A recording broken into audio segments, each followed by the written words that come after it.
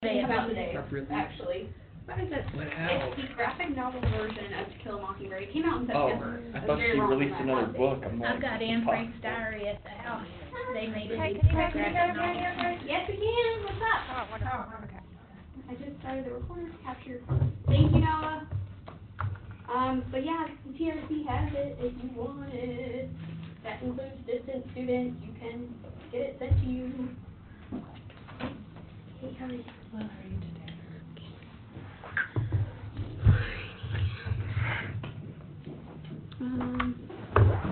Get it. Well, me sitting here being in the way at all, Melissa. Then I'll just put it back a little ways. Okay. Sorry, Deborah, I didn't even get to say.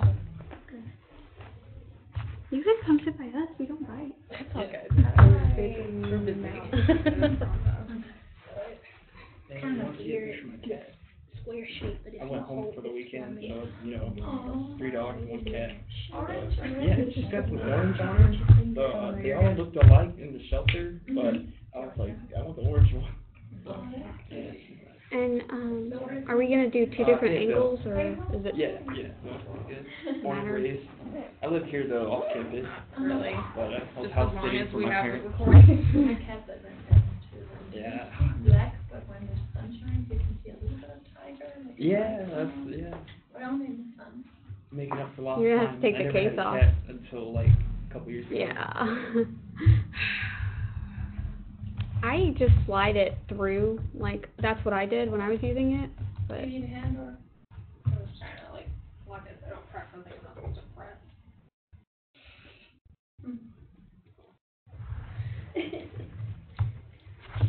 Yeah, it is a walk on the deck. Curious as to how they're gonna paint Boo Rag on this.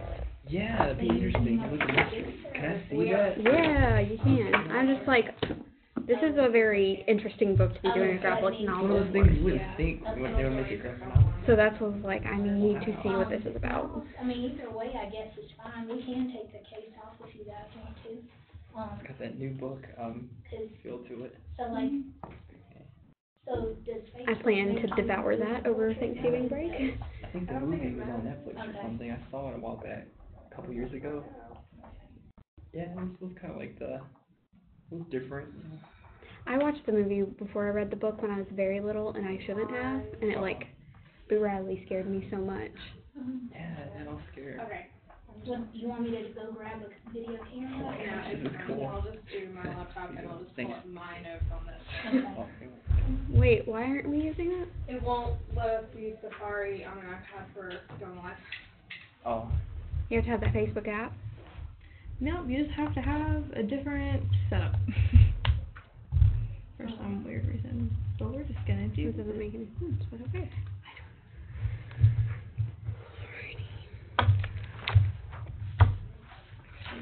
Could you just take this off? Sure. While I'm doing this? I want to share.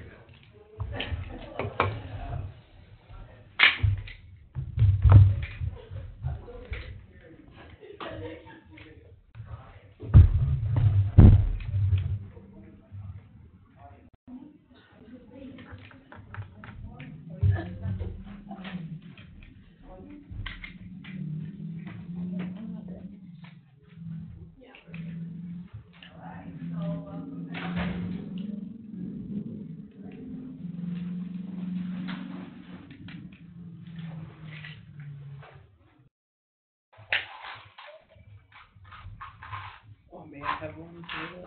The Tic Tac. Yeah. Kick back down. Oh, it's on. Okay. Oh, should be food too.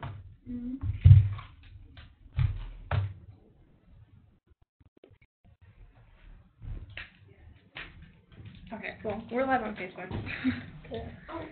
I'm just gonna pull up my notes real quick and then we can start because I kind of need them.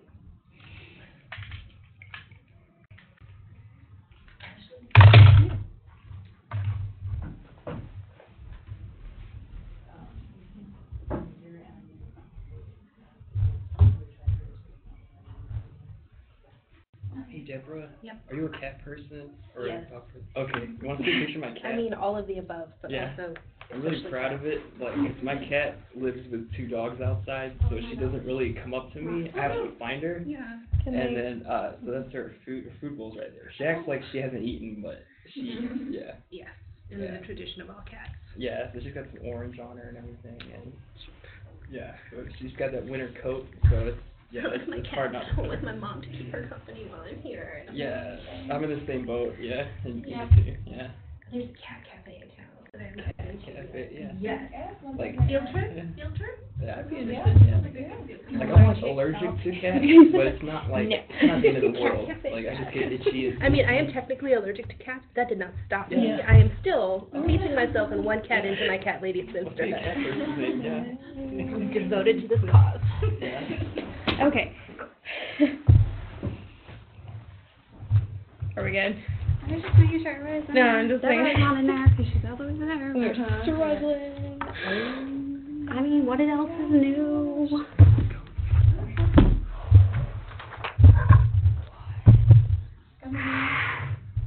Huh?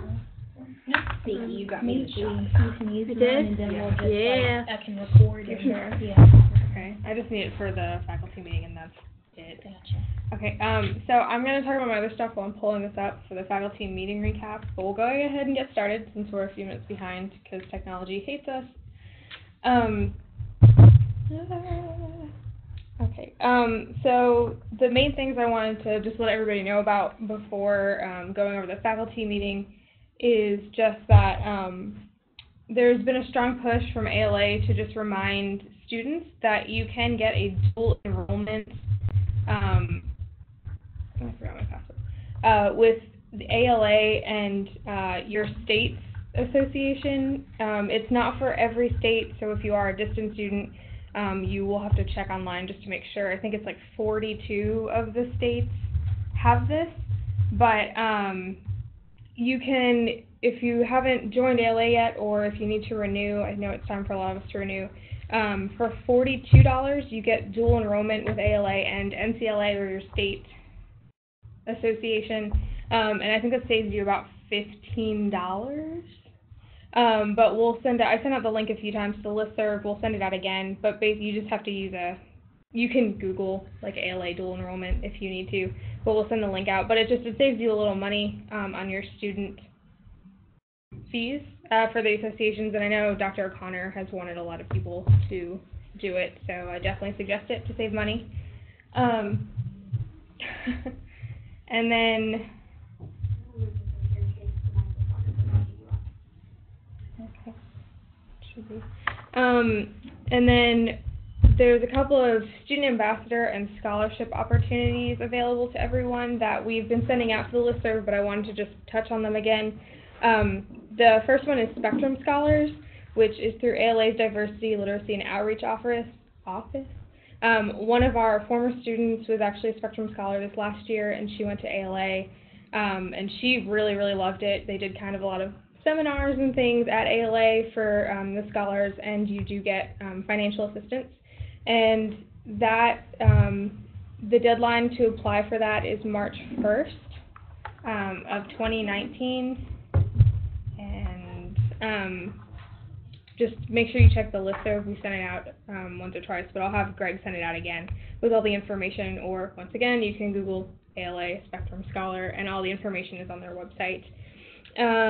Another one that we just sent out, I believe today, is Southern Mississippi Children's Literature Book Fest is looking for student ambassadors. That's an opportunity it's from April 3rd to the 5th of 2019, and you apply, and you get financial assistance to go to Mississippi for their Children's Lit Book Fest. And to apply for that, you have to apply by December 3rd. And then as scholarship opportunities come in, we do have Greg send them out to the listserv. But there's plenty of them out there. I know another one from the Medical Library Association went out this morning. So there is definitely financial assistance, especially in all the specialties. But, okay. So now that I got my notes up, the faculty meeting was this past Friday, and we have another one next week to just kind of wrap up the semester. They covered quite a lot. once again, a lot of it doesn't really have to do directly with us. It's more just kind of things going on in the administrative side. But they had someone come in and they talked about, they have the Office of Sponsored Programs who helps faculty with grant applications, and they discussed that for a little bit. Just a heads up if anyone wants to work in the academic world, that's a thing you can do.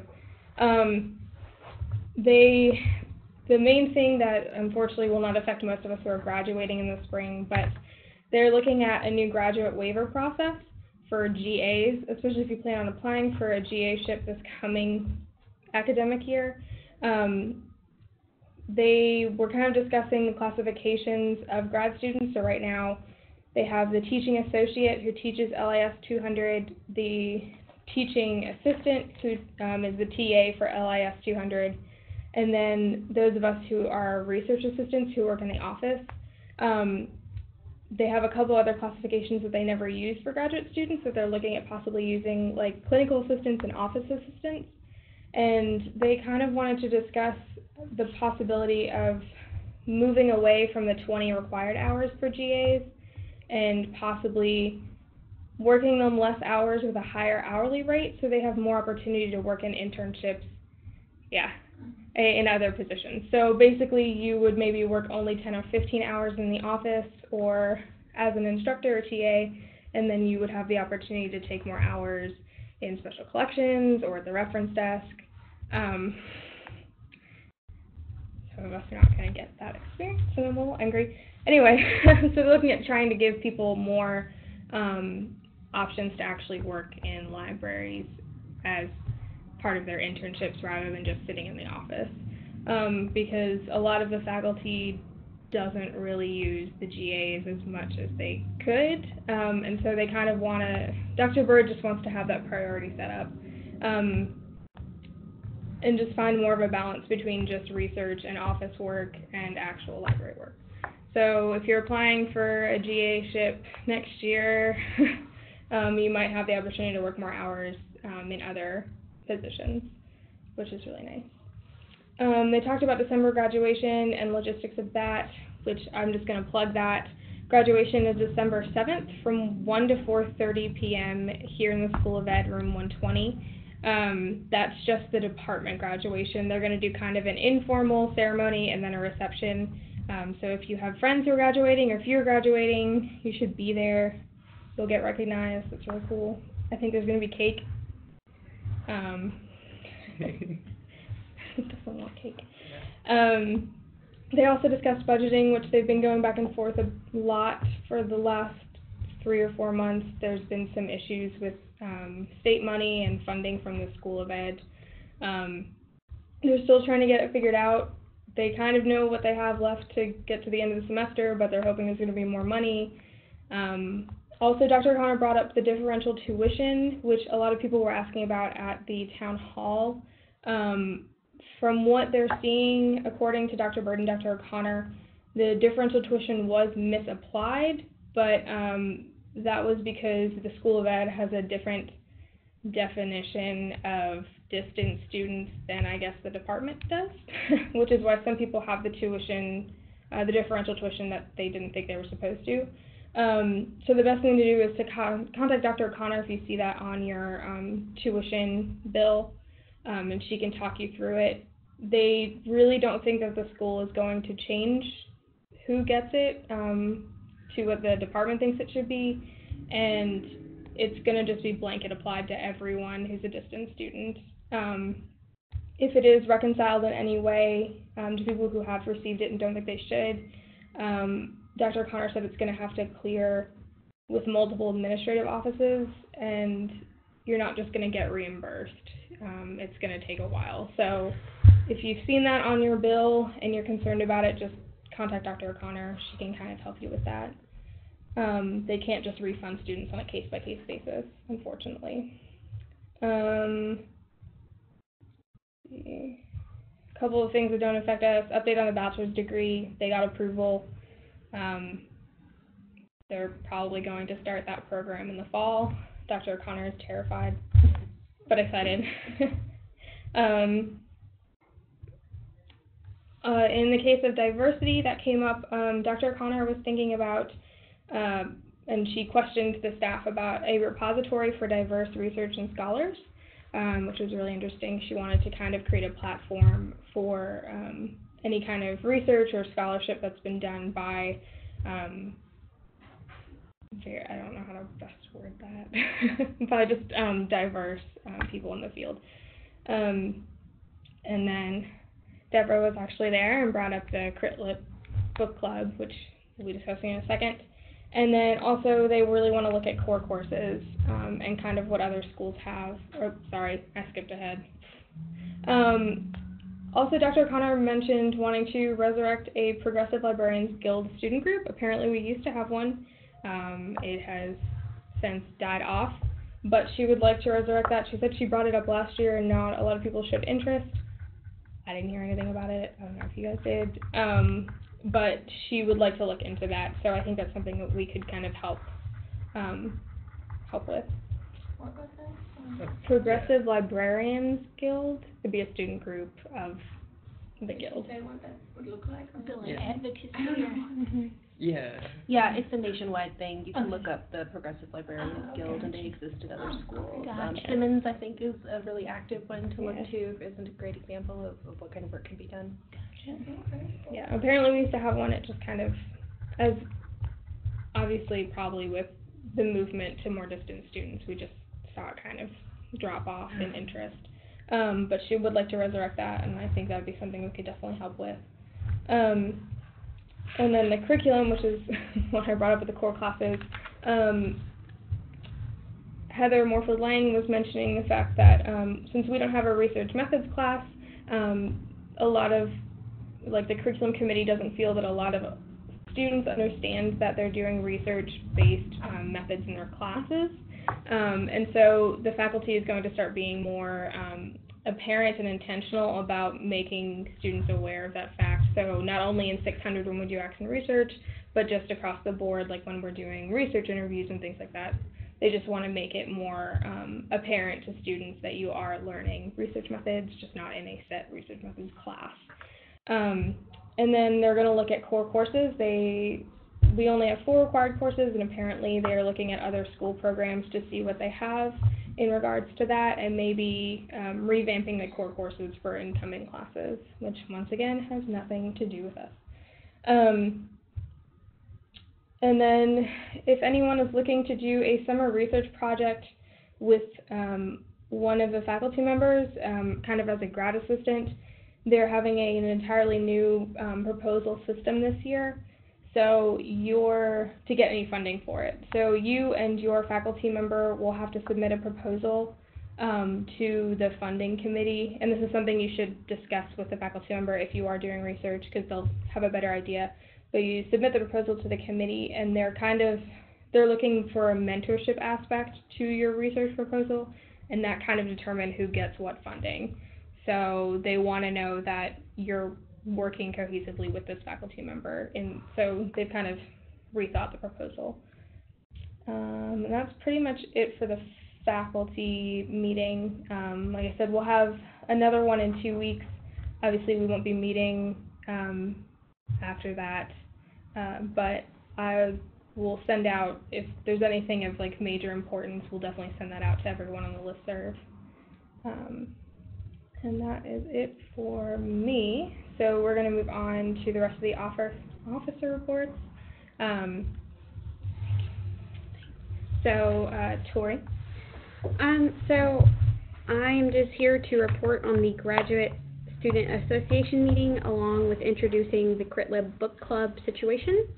So the Graduate Student Association met, as they do, and Allison has actually posted the minutes up for everyone to see in case you want to follow along with what I'm basically talking about. But the vice president and the president actually had a chance to meet with the chancellor, and he made a point during their meeting to say that he's excited that campus is not represented by any one student group, regardless of whether it's Greek life, sports,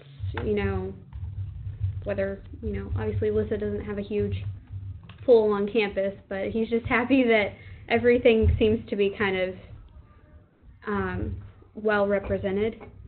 And he thinks also that due to the rebranding over the past couple of years that the UNCG degree value is increasing.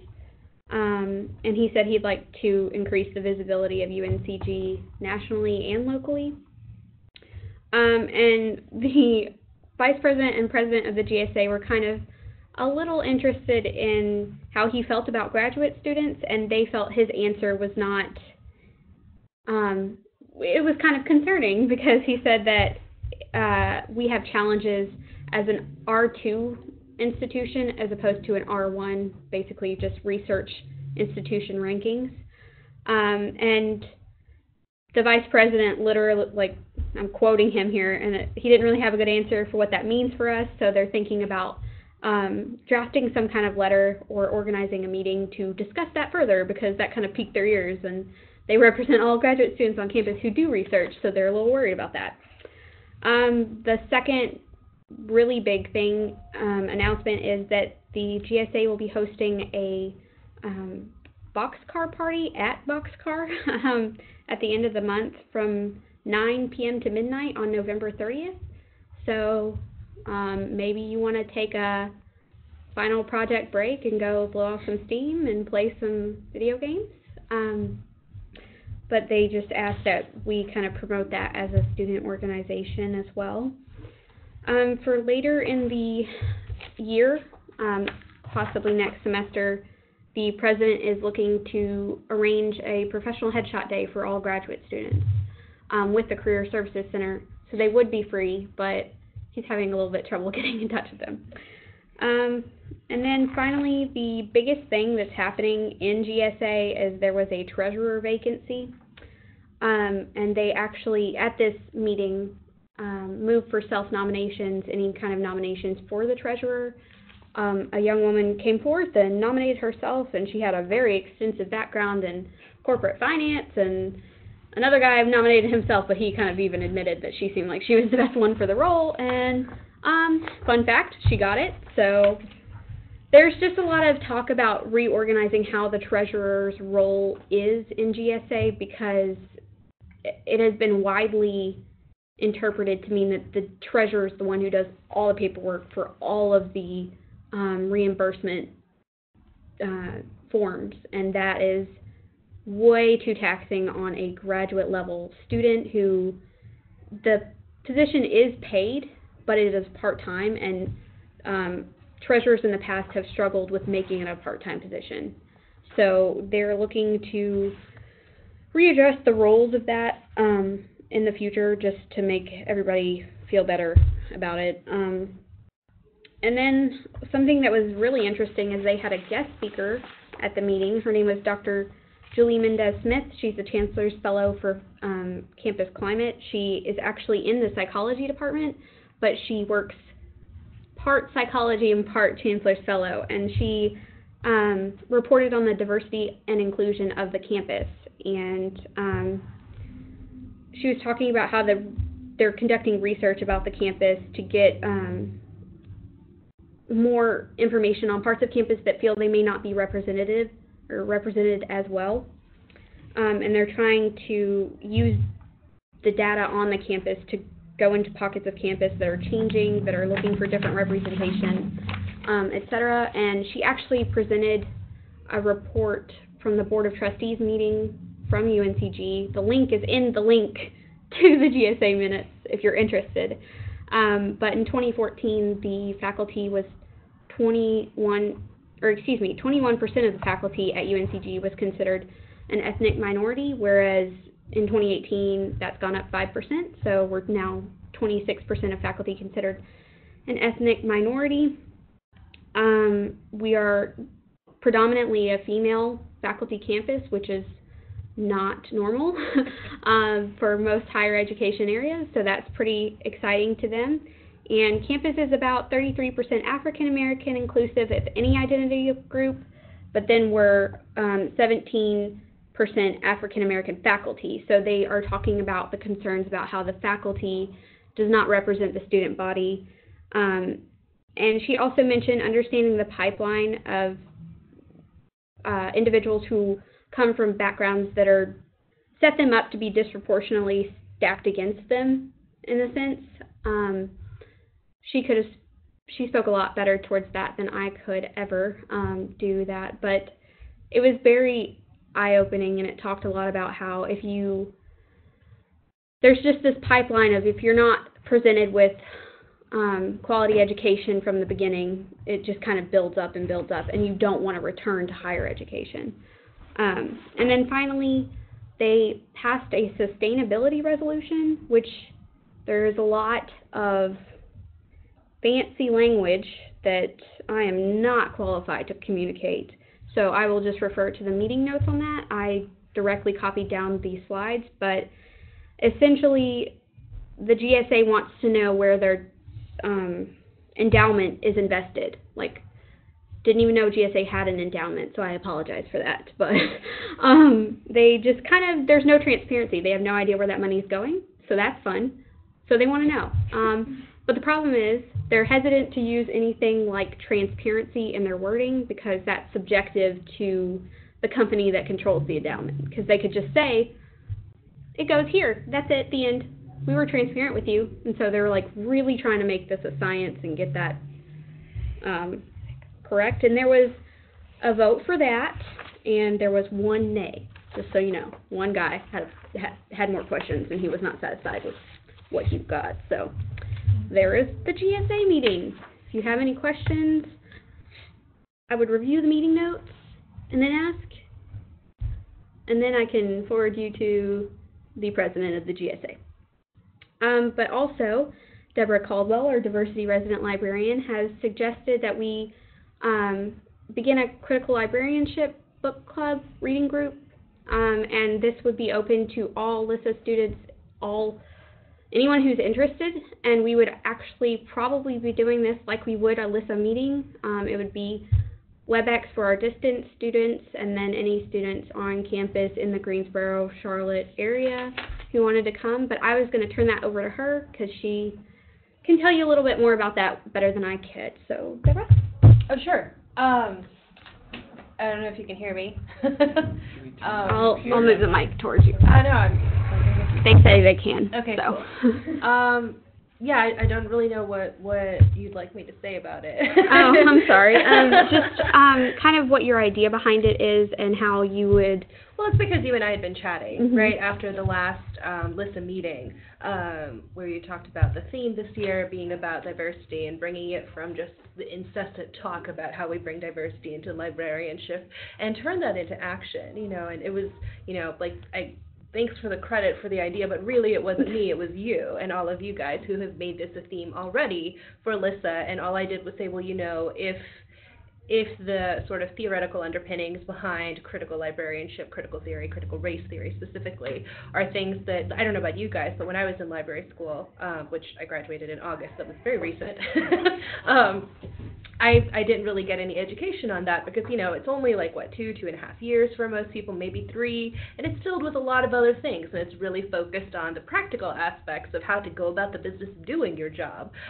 So for the majority of us, the theoretical underpinnings of critical race theory and why it's, we keep talking about how important it is to bring diversity into librarianship. But if we were to cite our own sources about it, a lot of us can't really do that very easily, right? Mm-hmm. So you and I had that conversation after the last meeting, like I ran into you at the reference desk and we just chatted about it forever. Yeah. And I said, well, in that case, if there's this much interest, I know I was very interested in this when I was a library student, and I felt like, and this is not to pick on UNT, my alma mater, because that's just not any of the faculty there. It's like it just wasn't any of their emphasis, their area of focus of study. But I really did feel, well, I'm in grad school. I'm paying money so that like some academic grown-ups can hold my hand through all of these really difficult, really challenging notions. These, when we talk about theory, a lot of it can be really difficult to wrap your mind around, especially if it's your first time really vocalizing a lot of these things and really confronting sometimes incredibly uncomfortable issues. And it really is handy to have a safe space where you have people that you trust, that you can speak freely about it, and also bring it down to, a common denominator language, so that everybody can understand and not sound like hoity-toity PhD students, you know. So I just thought, you know, if anyone else is interested in this, I certainly would be interested, because everything that I've learned about it, it's just self-taught, and the readings that I've done, and I don't know, getting in arguments with people on the internet about it. And this might be a more fruitful way to convene these discussions. We have, thankfully, you do have a faculty member here who does focus on this, Dr. Leticia Velez, who was your speaker at the last LISSA meeting that I was in attendance for. And she has a focus on critical theory, which is perfect. So I just thought, well, you've got all of, this perfect storm happening here where you do have a faculty member who has a focus on this and can help guide us through these discussions.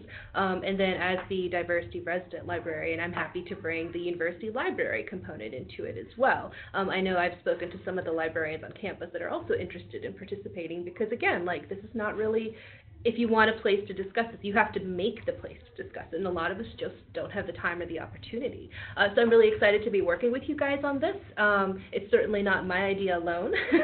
Don't be afraid to take your own credit for it, because it certainly was instigated by you. Well, I apologize if I made you feel like I threw you under the bus there. No, I just wanted to hear it from your perspective, because I feel like you communicate it so much better than I do. Thanks. But I don't know if I did, but there you go. If you want to look up, for our remote viewers, or for any of you guys, if you want to learn more about critical librarianship, the Twitter hashtag CritLib is a great place to go for that. They have regular CritLib chats. If you just Google librarianship hashtag CritLib, you will find a website about it where they have and also like radical librarianship, critical librarianship. I don't have the website off the top of my head, but I did email you, Tori, a list of some beginner resources and syllabi and that kind of thing where we can get started. But if you Google it, you'll find the websites where they have suggested starter reading materials.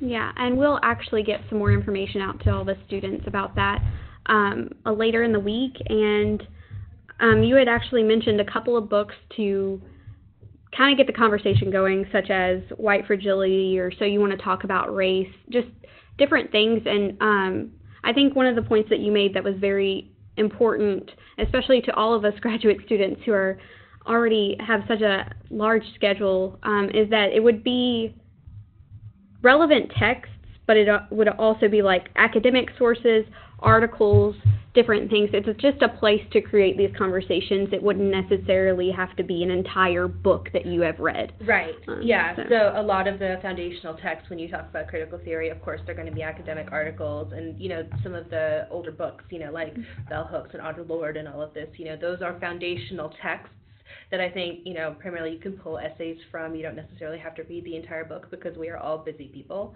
But there are also some more recent, traditionally published books that I think are really excellent, and maybe it might be more appealing to some people. It just depends on the people who are interested in this. So, if there's others who are interested in participating, we could do maybe a poll or something and see if they would prefer, short and sweet and just mostly get into the discussion, or take the time to really delve into a book or two. Yeah. Because like I said, the recent ones, it's like Ta-Nehisi Coates' Between the World and Me, maybe, or Ijo Melo's So You Want to Talk About Race, or, White Fragility, or Why I'm No Longer Talking to White People About Race.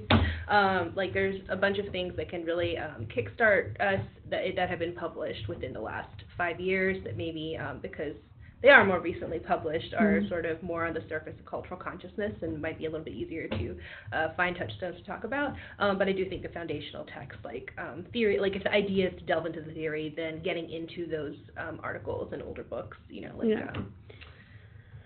I'm blanking off, but the ones that I mentioned earlier, and some other ones as well. And certainly, if anyone has any ideas about things that can be included in that, by all means, I'm sure we would all be receptive. Yeah, for sure. Yeah, but the plan is for Tori and I to be working, and anyone else, from the LISSA board who wants to be involved, to work with Dr. Velez on creating a sort of a syllabus, sort of a CritLib reading group syllabus for us to kind of take us through the issues. And ideally, anyone would be able to jump in on any single meeting and be able to participate. But when we talk again about critical theory, critical race theory, it's a big idea, right? It takes, at least a semester's worth, if not a lifetime's amount of work to wrap your head around it. And so when we say foundational, it's because it takes layers of learning and layers of discussion and unwrapping and unpacking the issues there. So we will have a syllabus developed at some point. And again, welcome any input on that.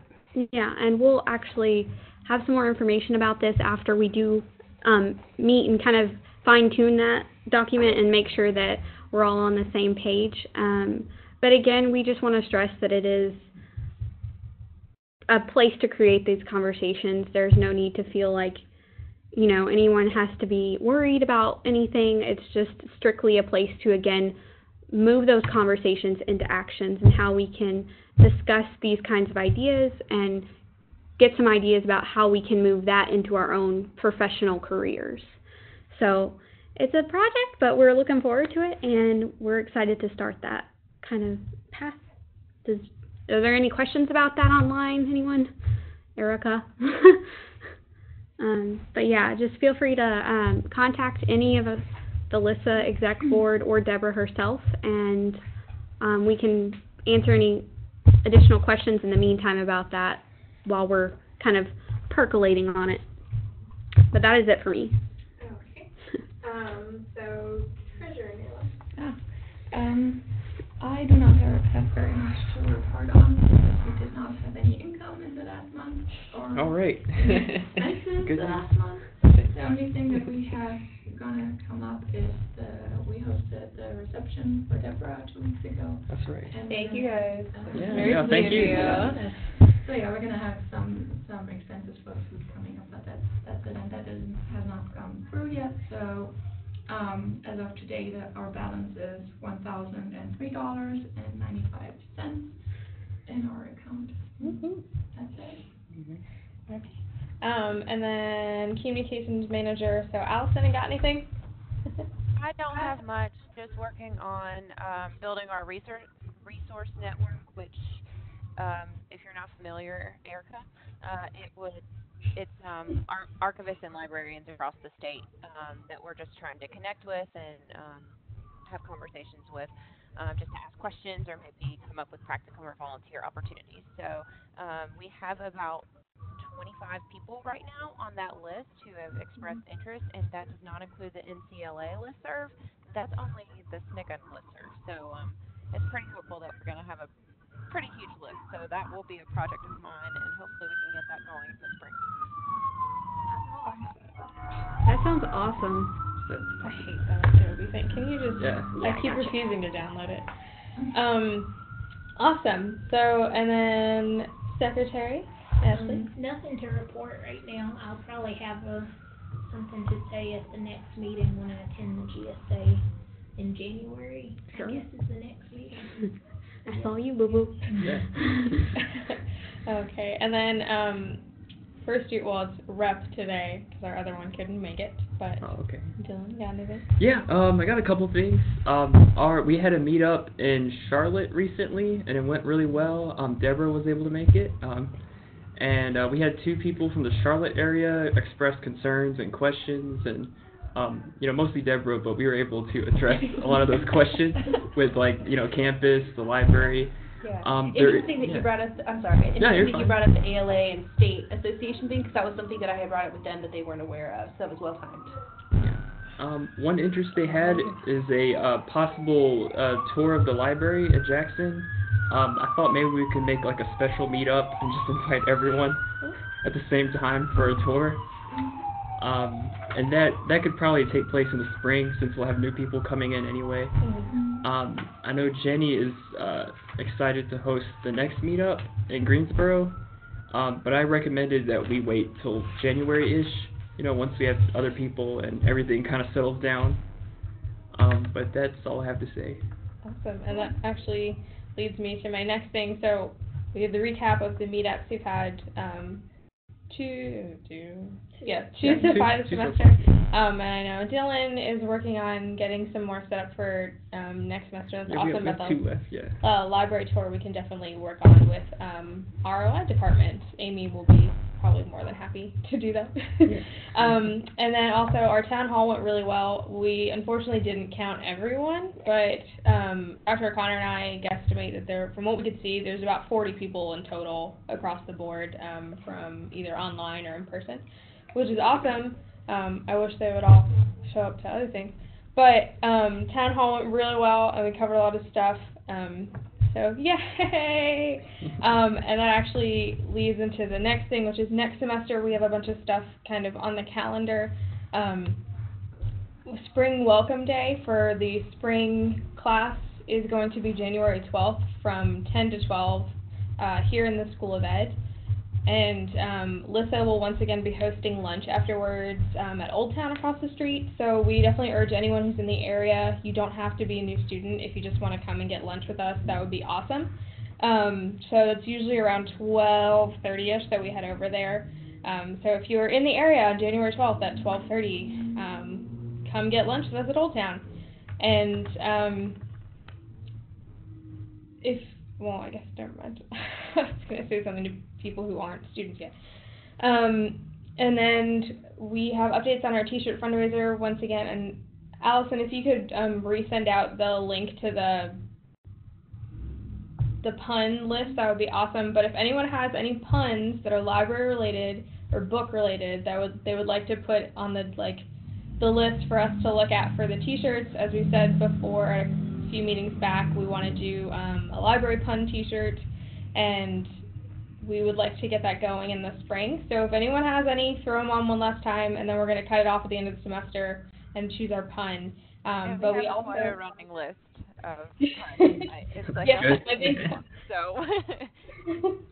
Yeah, I think when I looked and checked last time, we had quite a few. So if you have any more, this is your last chance. And then we're going to choose. We also went ahead and officially agreed on the new LISSA logo. We had to kind of revamp that this year, especially with the university's new branding, which NALO was nice enough to tackle that.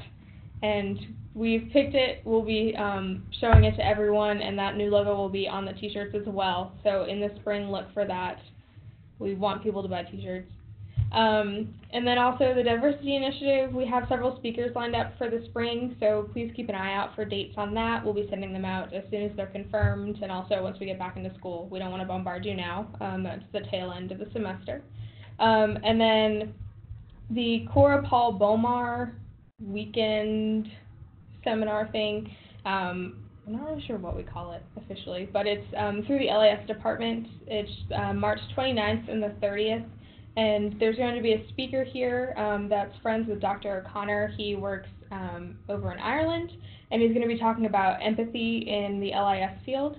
He's the main speaker. And then also there's going to be an alumni lunch on the 30th, and I think I mentioned this beforehand, but Dr. Carmichael, who is retiring, will be the guest of honor. So if you can make it out to Greensboro on either of those dates, it would be awesome. I know if you're a current student, you don't have to really pay for anything that I know of. There could be a possible I think fee one for lunch, I think, is required. I think one is a fancy lunch and they Yeah. But everything else is free. But once we have the details on that, we'll send them out. But Dr. Connor really loves to let everyone know how great of an opportunity this is, and I know it is. So if you can make it out to Greensboro, if you're not from here, or if you're in the area, to definitely try to be there. And then the last thing is actually just something that the School of Ed puts on every spring called Science Everywhere. This will actually be the 5th year. And it's just kind of a day set aside for school-age children to participate in a lot of like STEM-based and science-based experiments and opportunities. And it's held here at the School of Ed. And that'll be April 13th from 12 to 4 p.m., which is a Saturday. And they're looking for campus volunteers. I have the link for it, so if anyone would like to volunteer that day, I know we had a couple of LISSA people participate last year, and I think the year before. So if anyone really wants to be a part of that, you kind of just get to help with the experiments, and I know it's a lot of fun. And you get a t-shirt. Just let me know, and I'll send you the link to sign up to volunteer.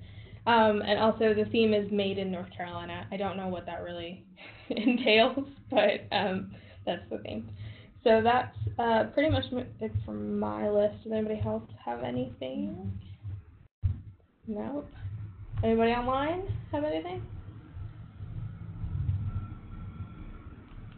Alright, so I think that basically wraps it up for our final meeting of the fall semester. Good work, team. And once we have all the dates for the upcoming things for the spring semester, we will obviously send them out via the listserv and on our social media. Please follow our Facebook, our Instagram, and our Twitter if you don't already. Alright? Okay.